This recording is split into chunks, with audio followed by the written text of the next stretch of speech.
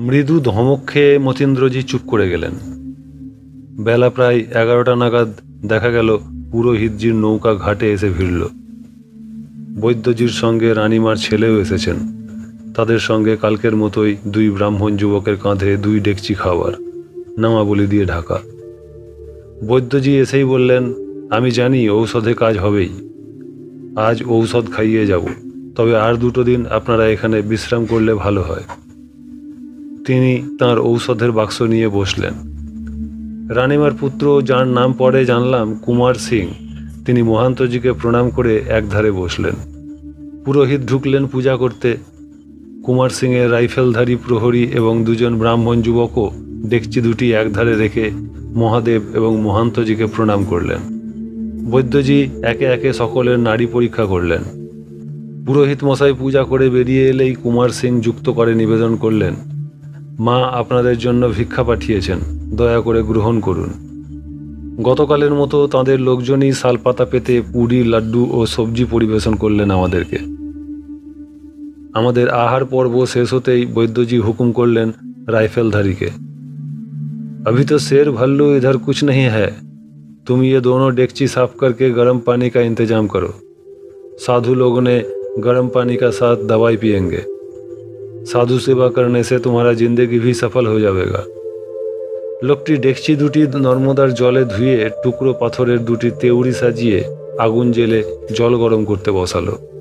বৈদ্যজি তাঁর শিশি হতে কাল মাসকলাইয়ের মতো একটি বড়ি বের করে সকলের হাতে দিয়ে বললেন, गर्म पानी के साथ ये दवा ग्रहण करिए। ताकत और ताजगी के लिए, दर्द हटाने के लिए ये दवा बहुत अच्छा है। আমরা প্রত্যেকে সেই বড়ি গলায় ফেলে একটু গরম জল পান করলাম। যাবার সময় বৈদ্যজি বলে গেলেন, বিহান মে ফির আয়েঙ্গে। তাঁরা সবাই মহান্তজিকে প্রণাম করে নৌকাতে গিয়ে উঠলেন। বেলা তখন 2:30। আমরা সব শুয়ে বসেই কাটালাম। বেলা প্রায় 4:30টার সময় আমরা সবাই নর্মদার ঘাটে গিয়ে বসলাম। আজ মহান্তজির দেহে মনে খুব স্ফূর্তি দেখছি। তিনি নিজের থেকেই বলতে লাগলেন, ধর্মরাজ, যম বা ধর্মরায়ের মহিমা সব বর্ণনা করা হয়নি। কাল রাত্রে বলতে বলতে ঘুম পেয়ে গেল। আজ বাকিটুকু বলছি শোনো। কঠোপনিষদে যমের প্রসঙ্গ আছে। বাজশ্রবস মুনি বিশ্বজিৎ যজ্ঞের অনুষ্ঠান করে মুনি ঋষিদেরকে তাঁর যথাসর্বস্ব দান করেছিলেন। এই যজ্ঞের এই নিয়ম। যজ্ঞের শেষে তিনি ঋত্বিকদেরকে যে সকল গাভী দান করেছিলেন, তাদের রুগ্ন ও জীর্ণ অবস্থা দেখে বাজশ্রবস মুনির বালক পুত্র নচিকেতার মনে হলো, বাবা এ কি করছেন? বৃদ্ধ ও অকর্মণ্য গাভীগুলি দানের দ্বারা তো বাবার স্বর্গলাভ দূরে থাকুক, পরলোকে তাঁর অধোগতিই হবে। এই রকম দানের দ্বারা সত্যিকার দান হচ্ছে না।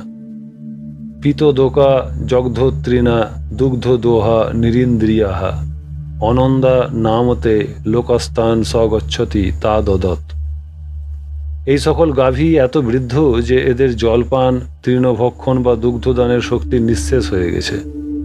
এদের ইন্দ্রিয় শক্তি এতই ক্ষীণ যে প্রজনন শক্তি লোপ পেয়েছে।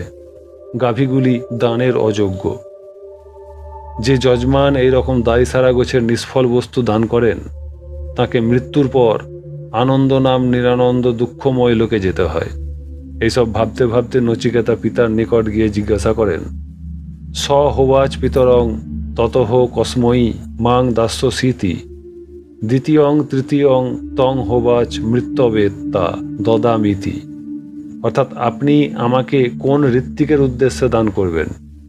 এই একই প্রশ্ন দ্বিতীয়বার তৃতীয়বারও জিজ্ঞাসা করলেন। তখন তার পিতা ক্রুদ্ধ হয়ে বললেন, তোকে যমের উদ্দেশ্যে দান করলাম। পিতার আদেশ পেয়ে নচিকেতা যম ভবনে গমন করেন। সেখানে গিয়ে দেখেন যমরাজ গৃহে নাই। তিনি যমের অপেক্ষায় সেখানে 3 দিন অনাহারে বাস করলেন। যম প্রত্যাবর্তন করলে তাঁর অমাত্যবর্গ তাকে জানালেন, তেজস্বী ব্রাহ্মণ অতিথি 3 দিন ধরে জ্বলন্ত অগ্নির ন্যায় আপনার দুয়ারে অপেক্ষা করছেন, আগে তাঁকে শান্ত করুন।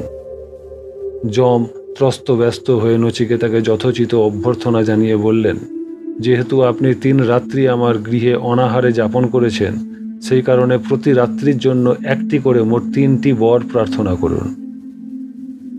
প্রথম বরে নচিকেতা প্রার্থনা করলেন, আমাকে যমালয়ে পাঠিয়ে না জানি পিতা কতই উদ্বেগে কাল কাটাচ্ছেন।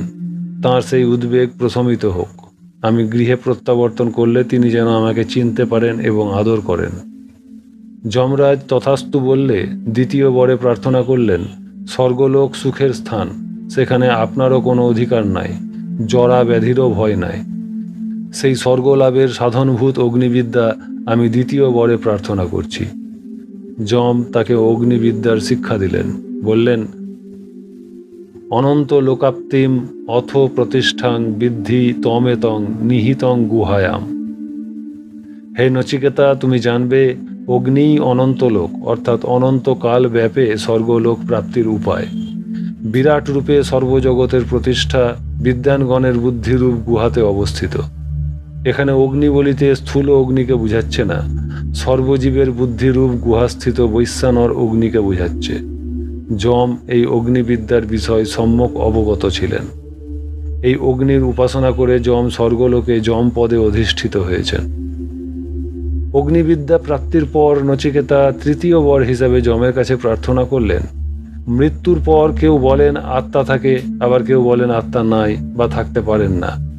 এই তত্ত্বটি প্রত্যক্ষ বা অনুমান কোনো প্রকারেই আমাদের জানার উপায় নাই। অথচ পরম পুরুষার্থ বা মোক্ষ লাভের জন্য আত্মার স্বরূপ জ্ঞান উপলব্ধি একান্ত আবশ্যক। অতএব আপনি আমাকে আত্মবিদ্যা সম্বন্ধে উপদেশ দিন। নচিকেতার এই কথা শুনে যমরাজ খুবই বিব্রত হয়ে পড়লেন। তিনি বললেন, আত্মতত্ত্ব সম্বন্ধে দেবতারাও সম্যক জানেন না। আত্মতত্ত্ব অতি সূক্ষ্ম, অতি গুহ্য, অতি দুর্গেয়। তুমি বরং অন্য বর প্রার্থনা করো। অন্যং বরং বৃষিষ্য মা মা উপয়ৎসি। আত্মতত্ত্ব জানার জন্য আমাকে পীড়াপিড়ি করো না। পরিবর্তে তিনি নচিকেতাকে শতায়ু পুত্র পৌত্র গো হস্তি স্বর্ণ অতুল ধনসম্পদ এমনকি বিস্তীর্ণ সাম্রাজ্য পর্যন্ত দান করতে চাইলেন, কিন্তু নচিকেতা অবিচলিত কণ্ঠে জানালেন, ন বিত্তেন তর্পণীয় মনুষ্য। বিত্ত দ্বারা মানুষের তৃপ্তি হয় না। আপনি নিজেই বলেছেন দেবতারাও এ তত্ত্ব জানেন না। আপনার মতো উপদেশটা আর কোথায় পাবো? কাজেই আপনার প্রতিশ্রুত তৃতীয় বরে আমাকে আত্মতত্ত্বেরই উপদেশ দিন। নান্যং তস্মাৎ নচিকেতা রণিতে। এই আত্মবিদ্যা ছাড়া নচিকেতা আর অন্য বর প্রার্থনা করে না। অবশেষে যম বাধ্য হয়ে নচিকেতার ঐকান্তিক নিষ্ঠা দেখে ব্রহ্মবিদ্যার উপদেশ দিতে বাধ্য হলেন। তিনি নচিকেতাকে ব্রহ্মবিদ্যার হেতুভূত গুহ্যাতিগুহ্য সাধন তত্ত্বের উপদেশ দিতে গিয়ে বললেন, শতঞ্চৈকা চ হৃদয়স্য নাড্যস্তাসং মুধানমভিনিঃসৃতৈকা তয়োদ্ধর্মায়ন অমৃতত্বমেতি বিশ্বকন্যা উৎক্রমণে ভবন্তি। অর্থাৎ মানুষের হৃদয় হতে নিঃসৃত 101টি নারী আছে, তাদের মধ্যে একটি নারী মূর্ধা ভেদ করে নির্গত হয়েছে। মৃত্যুকালে ওই নারী পথ দিয়ে জীব ঊর্ধ্বে গমন করে অমৃতত্ব লাভ করে। অন্য নারী পথে গেলে উৎক্রমণের অর্থাৎ অন্যান্য লোকে বিবিধ গতি লাভের কারণ ঘটে। এই পর্যন্ত বলে মহান্তজি কিছুক্ষণ চোখ বন্ধ করে বসে রইলেন। তারপর বলতে লাগলেন, তোমরা এই পর্যন্ত যা শুনলে তাতে নিশ্চয়ই বুঝতে পারছো আমরা যাঁর তপস্যা ক্ষেত্রে বসে আছি সেই ধর্মরাই স্বর্গের সাধনভূত অগ্নিবিদ্যা এবং আত্মার সাধনভূত ব্রহ্মবিদ্যা এই উভয় গুহ্য তত্ত্বে বিশারদ ছিলেন। অগ্নিবিদ্যা এবং ব্রহ্মবিদ্যা লাভ করতে হলে এঁর কৃপা লাভ আবশ্যক। পদ্মপুরাণে আছে, যম পাপীদের কাছে ভীষণ রূপ ধারণ করলেও পুণ্যবানদের কাছে নারায়ণ রূপে দেখা দেন। মার্কণ্ডেয় পুরাণের মতে বিশ্বকর্মার সংজ্ঞা নামে এক কন্যা ছিল। সূর্যের সঙ্গে তাঁর বিবাহ হয়। সংজ্ঞা সূর্যকে দেখে তাঁর প্রচণ্ড তেজে চক্ষু নিমীলিত করেছিলেন। এতে সূর্য ক্রুদ্ধ হয়ে সংজ্ঞাকে অভিশাপ দেন। তাকে দেখে চোখ বন্ধ করেছেন বলে তার গর্ভে যে পুত্র হবে সে পুত্র প্রজা সংযম যম নামে অভিহিত হবে। জীবদেরকে দুঃখতাপ দিয়ে সংযত করাই তার কাজ হবে। সংজ্ঞাদেবী সূর্যনারায়ণের এই অভিশাপে চঞ্চল হয়ে আবার স্বামীর প্রতি চঞ্চল দৃষ্টিপাত করাতে তিনি বলেন, তোমার যে কন্যা হবে সে চঞ্চলা নদীরূপে পরিণত হবে। কালক্রমে সংজ্ঞার এক পুত্র ও এক কন্যা জন্মগ্রহণ করেন। পুত্রের নাম যম এবং কন্যার নাম যমুনা। এই সূর্যকন্যা পরে যমুনা নদী হয়। এই হলো যম বা ধর্মরায় সম্বন্ধে বিবরণ। যতটা জানি তোমাদের কাছে বললাম। তবে আমার হৃদয়ের বিশ্বাস কঠোপনিষদে যম সম্বন্ধে যা বিবরণ আছে, অর্থাৎ তিনি অগ্নিবিদ্যায় পারঙ্গম এবং ব্রহ্মবিদ্যার শ্রেষ্ঠ উপদেষ্টা, এইটাই তার শ্রেষ্ঠ পরিচয়। এখন সন্ধ্যা হয়ে আসছে, নর্মদা স্পর্শ করে মন্দিরে ফিরে যাই চলো। আজ মহাকালের আরতি করব। কাল বাঙালি বাবার কাছে বেদে কোথাও যমের প্রসঙ্গ আছে কিনা তা শুনব। আমার দিকে দৃষ্টি দিয়ে বললেন, তুমি বাবা স্মরণ মনন করে রেখো। তিনি নর্মদা স্পর্শ করে মন্দিরের দিকে গেলেন। আমরাও একে একে নর্মদা স্পর্শ করে মন্দিরে গিয়ে পৌঁছালাম। লক্ষণ ভারতীজি পঞ্চপ্রদীপ সাজিয়েই রেখেছিলেন। করপাত্রীজি ঘি, পঞ্চপ্রদীপ, তুলা, কর্পূর ও কর্পূরদানি সঙ্গে দিয়ে দিয়েছিলেন। কিন্তু কোটেশ্বর হতে এই ধর্মরায়ের ঘাটে এসে আরতি করার মতো শারীরিক অবস্থা কারও ছিল না। আজ সবাই দেহে মনে বল ফিরে পেয়েছি। কাজেই আজ বাদ্যভাণ্ড সহকারে খুব ঘটা করেই মহাকালের আরতি করা হলো। আরতি শেষ করার পরেই আমরা শুয়ে পড়লাম। অনেকেই ইষ্টমন্ত্র জপে বসলেন। পরদিন সকালে উঠে মনে হলো আমাদের শরীর সম্পূর্ণ নিরাময় হয়ে গেছে। কারো শরীরে কোনো ব্যথা বেদনা আছে বলে মনে হচ্ছে না। লক্ষণ ভারতীজি দুবার শূন্যে লাফিয়ে উঠে ঘাটের পাথরে দুবার জোরে জোরে পা ঠুকে মহান্তজিকে বললেন, अभी हमारा पूरा ताकत आ गया, वैद्य जी के दवा से बहुत फायदा हुआ। বুড়োর এই রকম স্ফূর্তি ও ছেলে মানুষই দেখে আমরা সবাই হাসতে লাগলাম। স্নান, তর্পণ এবং মহাকালের পূজা সেরে যে যার ইষ্টি স্মরণে মন দিলেন। আজ 14ই আশ্বিন, বৃহস্পতিবার। আমাকে আজ বিকালে ধর্মরায়ের সম্বন্ধে কিছু কথা শোনাতে হবে বৈদিক দৃষ্টিকোণ থেকে। মহান্তজির সেই রকম আদেশ। তিনি আমাকে স্মরণ মনন করে রাখতে কালই আদেশ করেছেন। আমি তাকে কি করে বুঝাবো যে সমগ্র চতুর্বেদ কারো পক্ষে কণ্ঠস্থ রাখা সম্ভব নয়। আমার তো নাই। বেদে বহু গুহ্যতত্ত্ব আছে, বহু গম্ভীর বিষয়ের সংকেত আছে। বেদপাঠীরা সাধারণত গায়ত্রী মন্ত্র, সবিতা, ইন্দ্র, বরুণ, উষা, অগ্নি ও সোম প্রভৃতি দেবতা বিষয়ক সূক্তগুলির বেশি পর্যালোচনা করে থাকেন। যম বিষয়ক মন্ত্র নিয়ে কেউ বেশি মাথা ঘামান না। আমি পিতা তথা পিতৃলোক বিষয়ক তত্ত্বে বেশি আগ্রহী বলে বেদে বেছে বেছে ওই সব বেদমন্ত্র বাবার কাছে শ্রদ্ধাই করেছিলাম। সেখানে যমেরও উল্লেখ পেয়েছি। সেই সব মন্ত্র স্মরণ করতে লাগলাম।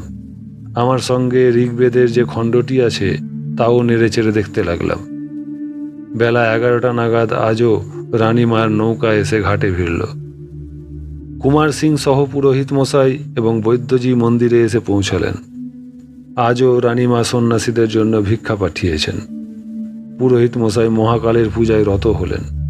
বৈদ্যজি সকলের নারী দেখে খুব খুশি মনে ঘোষণা করলেন, आप लोगों को बिल्कुल आराम हो गया, अभी आप लोग जा सकते हैं। हम रानी माई का हुक्म से बहुत दुर्लभ दवा दे देते हैं। सामने में हापेसर तक जंगल बहुत कांकरोली और खतरनाक है। आघात प्राप्त होने से एकठो करके बोरी से बंद करेगा और डब्बे में जो मलहम देते हैं, आघात प्राप्त स्थान में खून निकलने से भी ये मलहम प्रयोग करेगा। এই বলে আমাদের সঙ্গী কবিরাজ মশাইয়ের হাতে 1 শিশি বড়ি ও মলমের ডিবা দিলেন। পুরোহিত মশাইয়ের পূজা শেষ হলেই কুমার সিংজি আমাদেরকে ভিক্ষা দিলেন। আজ রানীমা পুরি, সবজি এবং হালুয়া পাঠিয়েছেন। আহার পর্ব সমাধা হলে আজও কবিরাজ ডেকচিতে জল গরম করে আমাদেরকে একটি করে বড়ি ঈষদুষ্ণ গরম জল সহ সেবন করালেন। মহন্তজি বললেন, কাল সকালেই আমরা এখান থেকে যাত্রা করব। কাজেই কাল আর আপনাদের কষ্ট করে এখানে আসার দরকার নাই। রানীমাকে আমার বহুত শুক্রিয়া এবং আশীর্বাদ জানাবেন। कुमार सिंह के बोलें, मौका मिलने से एक दफ़े माताजी और वैद्य जी को साथ में लेकर मंडलेश्वर में परम गुरु जी को मूल गदी दर्शन करने आइएगा। তিনি তাঁর আশীর্বাদ স্বরূপ কুমার সিং জিকে একটি ত্রিমুখী, বৈদ্যজিকে চতুর্মুখী এবং রানীমার জন্য একটি দ্বিমুখী রুদ্রাক্ষ দান করলেন।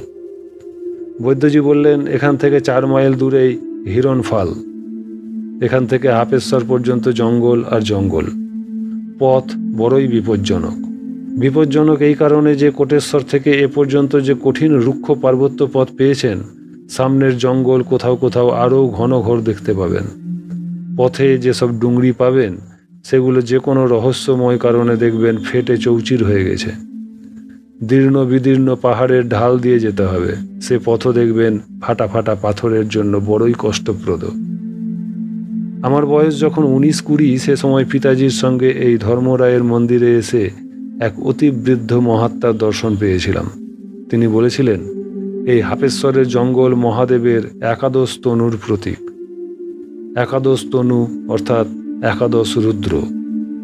মহাদেব 11 বার ভিন্ন ভিন্ন মূর্তি পরিগ্রহ করে একাদশ রুদ্র নামে খ্যাত হন। তাঁদের নাম যথা অজ, একপাদ, অহিব্রধ্ন, পিনাকি, অপরাজিত, ত্রম্বক, মহেশ্বর, বৃষাকপি, শম্ভু, হর এবং ঈশ্বর। তাঁদের প্রতীক এই হাপেশ্বরের জঙ্গলে 11টি ডুংরি বা ছোট ছোট পাহাড় আছে।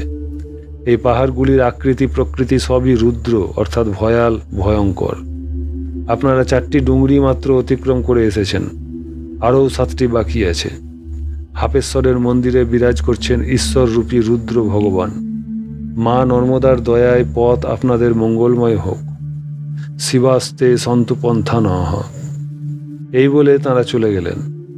महंत जी बोलें, ओ लक्ष्मण भैया, वैद्य जी की चमत्कार वार्ता सुनिए गेलें, सुनलें तो मुझे बहुत डर आता है। उन्हें बोलें, बसे बसे भये केঁপে लाभ की, मा नर्मदार दयाय एर आगेও तो अनेक महाजन ए पथे गेছেন, আমরাও মায়ের দয়ায় পৌঁছে যাব। আমরা বেলা 4টা পর্যন্ত বিশ্রাম করলাম। তারপর মহান্তজির ইচ্ছানুসারে আমরা নর্মদার ঘাটে গিয়ে বসলাম। ঋগ্বেদ হাতে নিয়ে বসেছি। মহান্তজি বললেন, বাঙালি বাবা, এবার বেদে ধর্মরাজ বা ধর্মরায় যম সম্বন্ধে কি পেয়েছ তা শোনাও। ধর্মরায় বেদ মুখে নিজের মহিমা শুনুন, আমাদেরও শ্রদ্ধায়ের কাজ হোক। আমি আরম্ভ করলাম বৈদিক ব্যুৎপত্তি অনুসারে